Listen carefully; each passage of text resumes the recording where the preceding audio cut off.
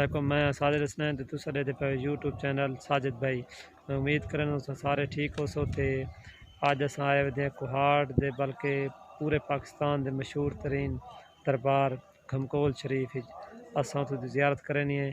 پچھلی سائیڈ تے تساں دیکھ کنو تے تھوا کوئی نال زیارت کروانی ہے تے بہت بڑا دربار ہے، بہت مشہور ہے، بلکہ پوری دنیا وچ مشہور ہے تے او اس سائیڈ تے مسجد ہے تے پچھو جڑا حال ہے تے سارے رہائشن کمرے بنے ہیں، کافی سارے کمرے ہیں، تقریباً 700-800 کمرہ ہے۔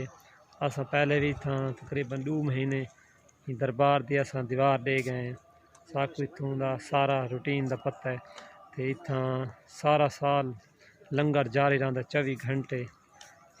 این سائیڈ تے لنگر کھانا تے بہت ہی ایک خوبصورت جگہ تے دربار ہے کہ سارے چاروں پاسے نا سارے پہاڑیاں نے دیکھ سکدے تے بہت ہی تھا خرچہ تھیا ہوئے تے بہت ہی پہنچے ہوئے پیر ہیں۔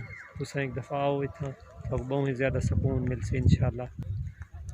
پیر صاحب دی بہت محنت ہیں، یہ جرا پچھو پہاڑ تو نظر آندا پیا نا، ایندے تے تقریباً بہت سارے پیر صاحب نے چلے کٹنے تھا پہلے سنج ہوندی ہے۔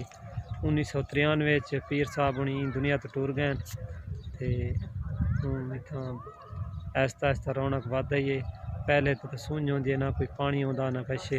یہ پیر صاحب دے کرامتاں جو اتھاں اتنا وڈا سیٹ اپ ٹھیک ہے تے یہ پچھلی سائیڈ تے اتھاں ہن نظر نہیں آندا پیا تے اتھاں اللہ لکھا ہوئے، اللہ پاک دا نام لکھا ہوئے۔